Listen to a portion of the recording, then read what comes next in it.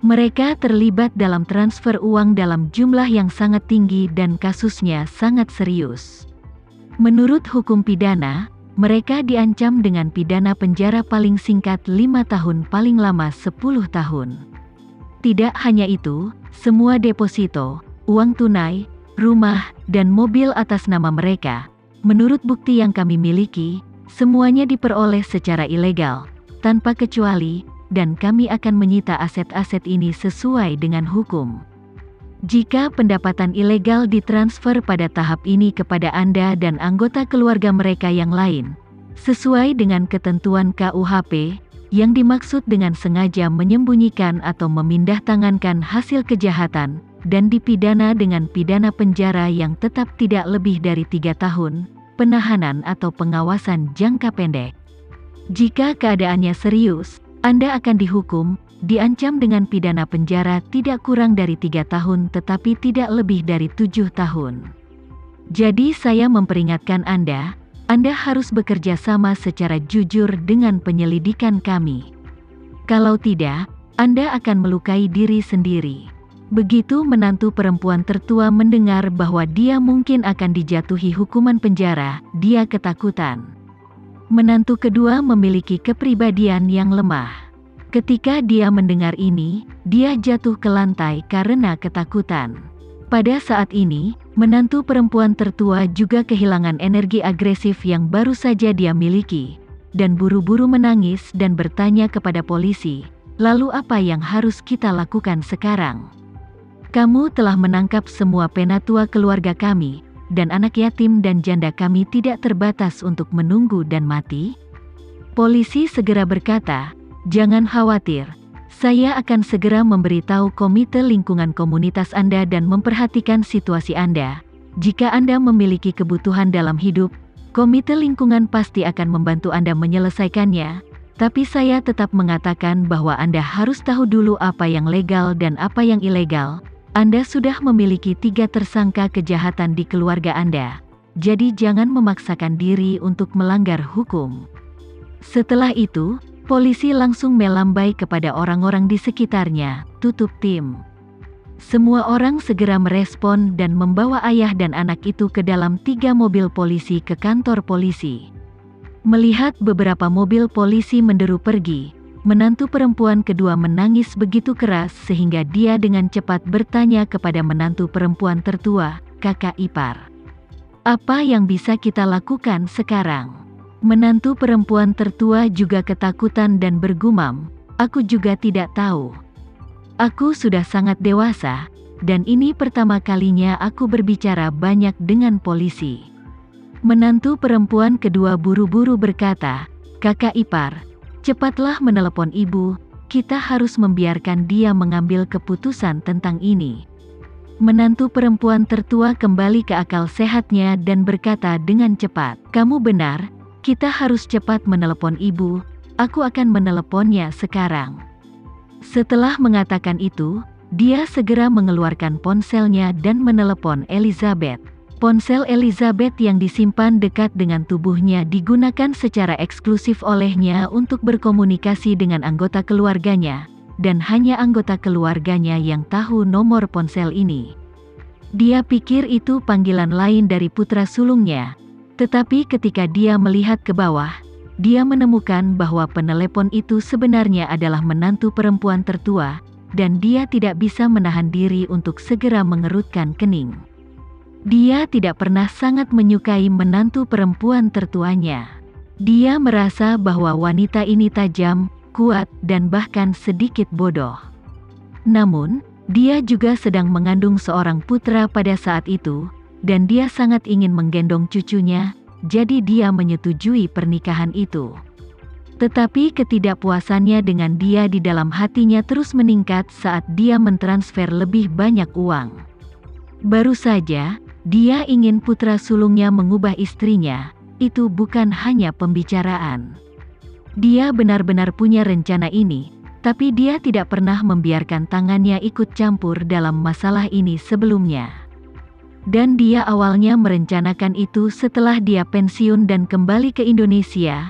Hal pertama yang akan dia lakukan adalah mengusir menantu perempuan tertua ini. Sekarang, ketika dia melihat panggilannya, dia secara naluriah berpikir bahwa gadis ini pasti mendengar apa yang dia katakan kepada putranya. Sekarang dia menelepon untuk meminta bantuannya. Jadi, Elizabeth menjawab telepon dan bertanya dengan nada yang sangat tidak ramah, "Kenapa kau meneleponku sepagi ini? Apakah kamu tidak tahu ini masih pagi di sini?" Menantu perempuan tertua menangis dan berkata, "Bu, sesuatu yang buruk terjadi pada keluarga kita. Randy, Alan, dan ayah semuanya dibawa pergi oleh polisi." Apa? Pada saat ini, Elizabeth hanya merasakan 5 guntur menghantam kepalanya. Dia dengan cepat bertanya, "Mengapa polisi menangkap mereka?" Mereka bilang kenapa? Pada saat ini, dia terus berdoa kepada Tuhan di dalam hatinya bahwa suami dan kedua anaknya harus dibawa polisi karena berjudi, mengunjungi PSK, atau karena hal lain. Tidak masalah jika mereka dibawa pergi oleh polisi karena pembunuhan. Tapi tidak boleh melakukannya untuk pencucian uang. Karena membunuh orang tidak lain adalah no-brainer. 2 putra, 1 suami, tidak masalah yang mana yang dihukum mati, atau ketiganya dijatuhi hukuman mati dengan penangguhan hukuman.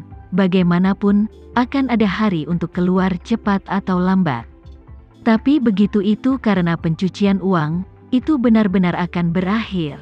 Itu berarti bahwa semua aset yang dia telah bekerja keras selama bertahun-tahun akan disita menurut hukum. Maka setengah dari upaya hidupnya akan benar-benar lenyap dalam sekejap. Tepat ketika dia terus berdoa memohon berkah Tuhan di dalam hatinya, menantu perempuan tertua mengatakan sesuatu yang seperti sambaran petir. Polisi mengatakan bahwa mereka tampaknya terlibat dalam semacam kejahatan pencucian uang. Mereka juga mengatakan akan menyita semua harta benda, termasuk rumah dan mobil. "Bu, apa yang harus kita lakukan?" Elizabeth merasa seolah-olah jiwanya telah diambil, dan dia ambruk di kursi. Dia ketakutan dan menamparkan wajahnya dengan histeris saat dia bergumam, "Bangun, ini mimpi buruk. Pasti mimpi buruk." Namun, rasa sakit dari tamparan di wajahnya sangat jelas, dan itu sama sekali tidak terasa seperti mimpi. Hatinya menjadi semakin putus asa, dan seluruh dirinya seperti mayat berjalan. Di ujung telepon yang lain, menantu perempuan tertua menangis menyayat hati, "Bu, pikirkan cara, Bu. Kita hanya memilikimu sebagai harapan kita sekarang. Kembalilah dan bersihkan masalah yang dihadapi mereka."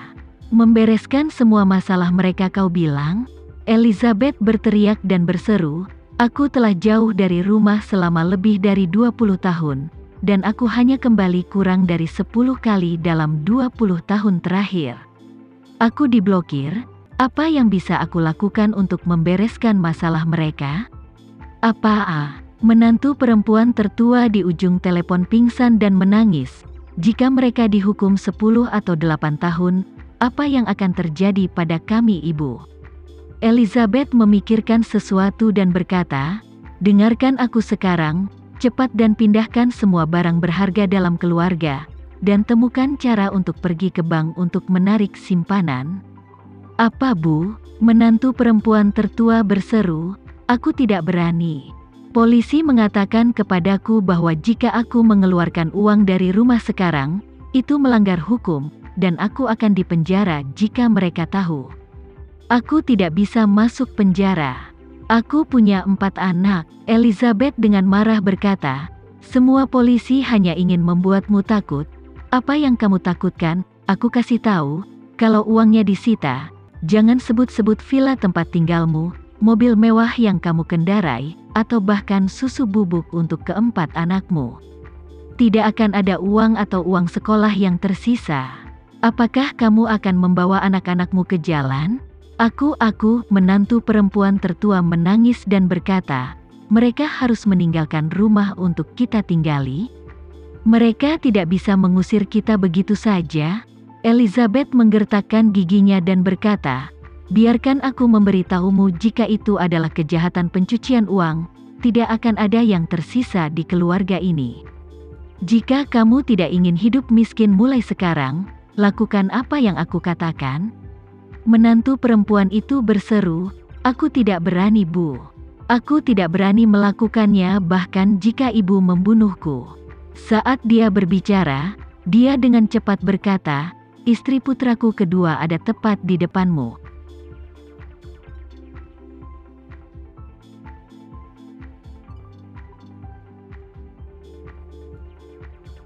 Sekian dulu ya video kali ini, kita lanjutkan lagi videonya di lain waktu. Oh iya, bagaimana menurut kalian? Semoga bisa sedikit menghibur kalian semua. Untuk teman-teman yang baru nonton, jangan lupa subscribe ya, hehehe. Dan kalau teman-teman ada yang ingin gabung langganan, bisa langsung gabung saja untuk dapat fitur yang menarik dan sedikit membantu Mimin. Terima kasih banyak sudah menonton, sampai jumpa lagi, bye.